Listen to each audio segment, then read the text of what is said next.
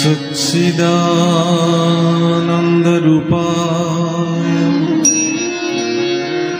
विश्वोत्पत्त्यादिहेतवे तापत्रयो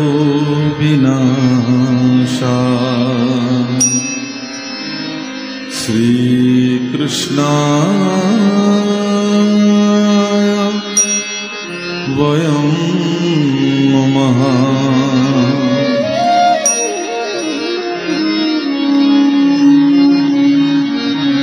कृष्णाय वासुदेवाय देवकी नन्दनाय च नन्द गोपकुमाराय गोविन्दाय नमो नमः। नमः पंकजनाभाय नमः पंकजमालिने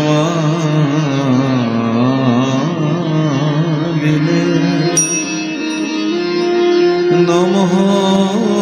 पंकजनेत्राय नमस्ते पंकजांघ्रे।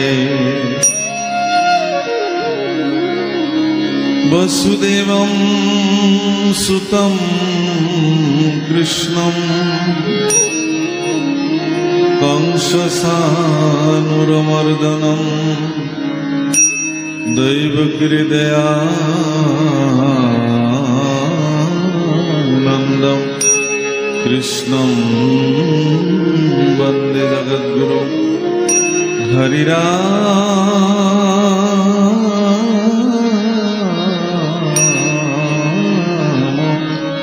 राम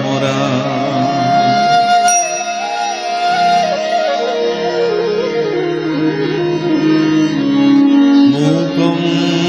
करोति वाचालं पङ्गुं लङ्घयते गिरिं यत्कृपातमहं वन्दे परमानन्दमाधवं।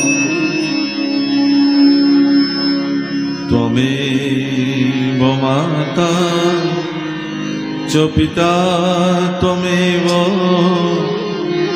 त्वमेव बन्धु सखा त्वमेव त्वमेव विद्या द्रविणं त्वमेव त्वमेव सर्वं मम देवदेव। त्वमेव माता च पिता त्वमेव त्वमेव बन्धु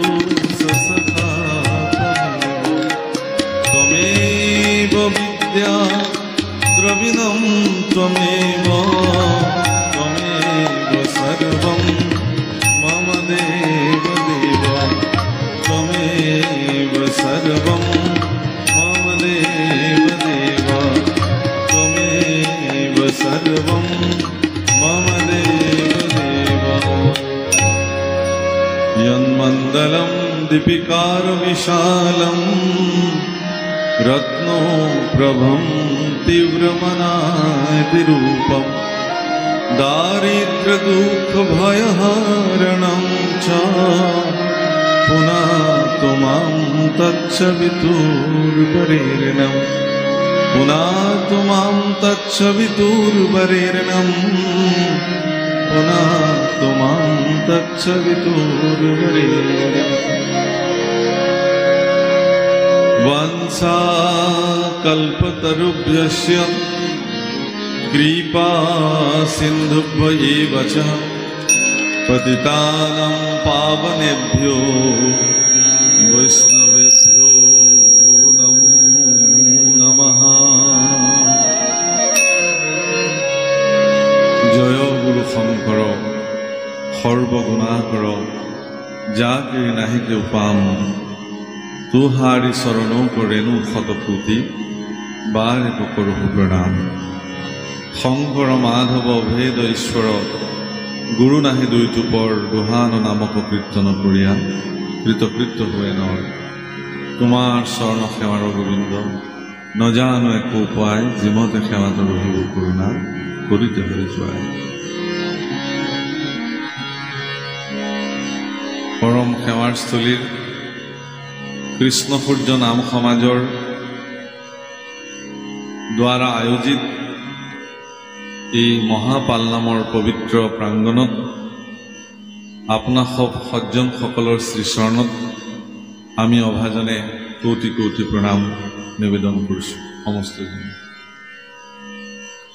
হে মোৰ শ্ৰদ্ধেয় বাপসকল আইসকল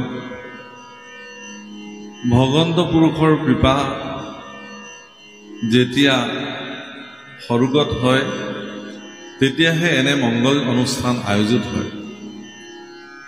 অনুষ্ঠানৰ প্ৰাৰম্ভণিতে এই অনুষ্ঠানৰ যিসকল উদ্যোক্তা যিসকল কাৰ্যকৰ্তা যিসকলৰ দান বৰঙণি শাৰীৰিক মানসিক শ্ৰমৰ দ্বাৰা এই অনুষ্ঠান সম্পাদিত হৈছে সকলো জনৰ প্ৰতি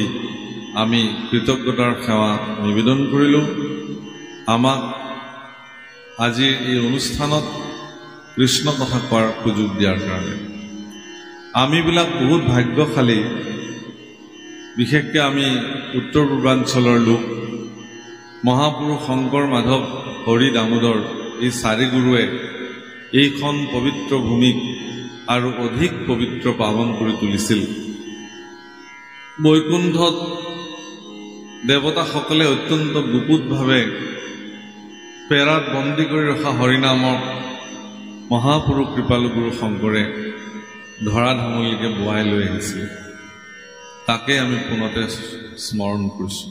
মহাপুৰুষ মাধৱদেৱৰ ভাষাৰে হৰিনাম ৰখে বৈকুণ্ঠ প্ৰকাশে প্ৰেময় অমৃত ৰণবী শ্ৰীমন্ত শংকৰে পাৰ ভাঙি দিলা শ্ৰীমন্ত শংকৰে পাৰ ভাঙি দিলা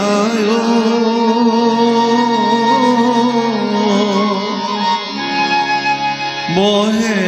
ব্ৰহ্মাণ্ড ভেদে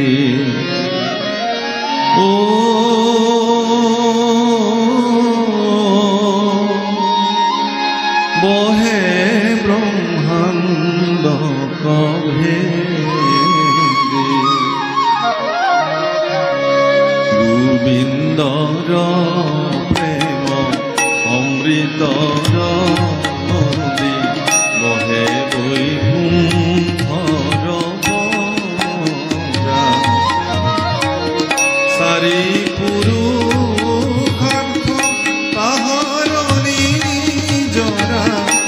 চাৰি পুৰুষাৰ্থ তাহাৰ নিজৰা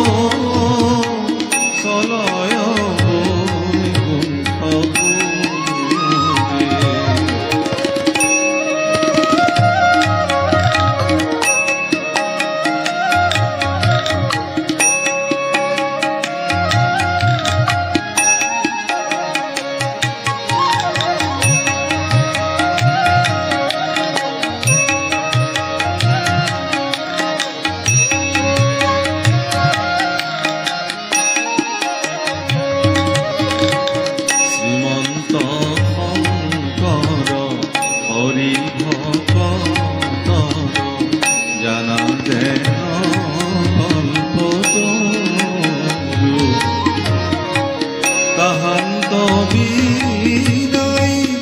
নাহি নাহি নাহি তাহান্ত বিনাই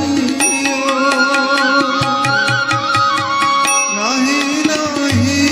নাহি আমার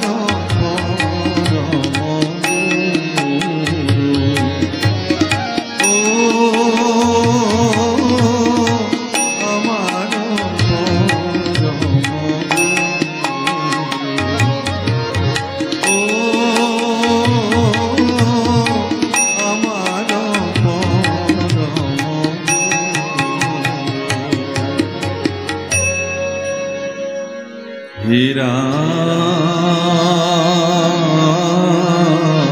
মোরা আবির্ভূত্র বদতি আওয়ে কসিতে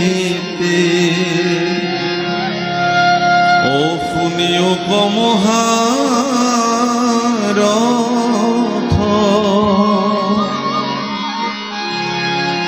তোমার আগত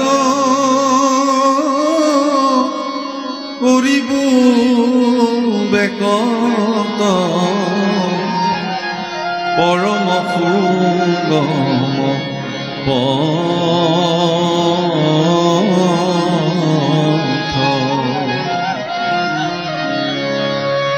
কৃষ্ণ কেশে আত্মা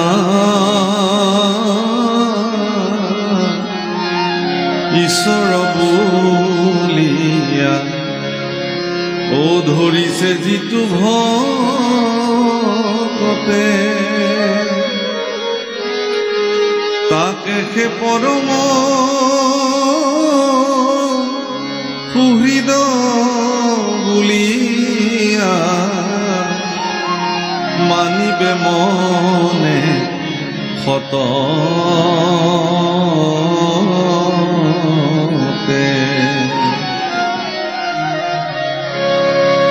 ভকতে সহিতি এক কৰি প্ৰীতি কৰিয়া একত্ৰ সংগে কৰিব আলাপ দূৰ হইবে পাপ গাইব হৰি গুণ ৰঙে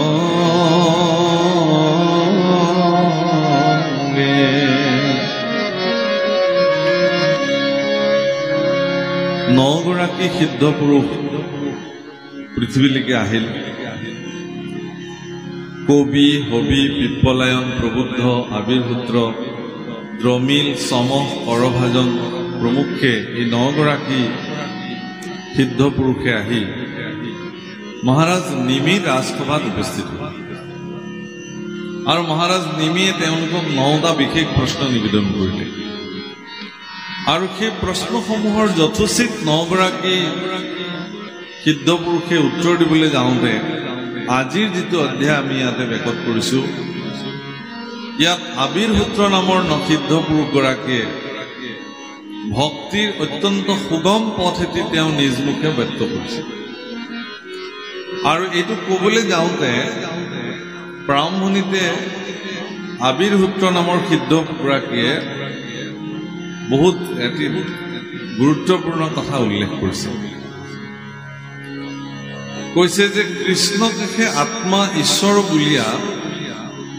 ধৰিছে যিটো ভকতে তাকে সে পৰম সুহৃদ বুলিয়া মানিবে মনে সত ভগৱান কৃষ্ণকে আত্মা বুলি মানি যিজনে ল'ব পাৰিছে সেইগৰাকী ভকতকহে ভকত বুলি মানিব পৰা যায় মানে বিষয়টো এনেকুৱা যে কোনে কৃষ্ণক আত্মবোধ দৃষ্টিৰে চাইছে আমাৰ নিচিনা মনুষ্যসকলে তাক আমি নিৰ্ণয় কৰিব নোৱাৰো এখেতে কৃষ্ণক আত্মা বুলি মানিছেনে নাই এই কথাটো আমি এখেতক দেখিলে অনুভৱ কৰিব নোৱাৰো বা মই নিজেই ভগৱান কৃষ্ণক আত্মা বুলি মানিছোনে নাই এই কথাটো আপোনালোকে ঠাৱৰ কৰিব নোৱাৰে যিহেতু আমি কোনেও ঠাৱৰ কৰিব নোৱাৰো কোনে কৃষ্ণক আত্মা বুলি মানিছে শাস্ত্ৰই কৈছে যে এগৰাকী ভকত হ'বৰ কাৰণে তেওঁৰ প্ৰাৰম্ভিক স্তৰত তেওঁ সমস্ত ভূতৰ প্ৰতি আত্মবোধ দৃষ্টি দিবই লাগিব সেইকাৰণে একাদশ স্কন্ধত কৃষ্ণ উদ্ধৱ সংবাদত ভগৱান কৃষ্ণই ভক্তিৰ যি ধাৰা কেনেকে ভক্তি কৰিব তাক ক'বলৈ যাওঁতে কৈছে সমস্ত ভূততে বিষ্ণু বুদ্ধি নুহে যাৱে কায় বাক্য মনে অভ্যাসিবা এৰি ও সমস্ত ভূততে আত্ম বুদ্ধি নুহে যাৱে কায় বাক্য মনে অভ্যাস শিবায়ে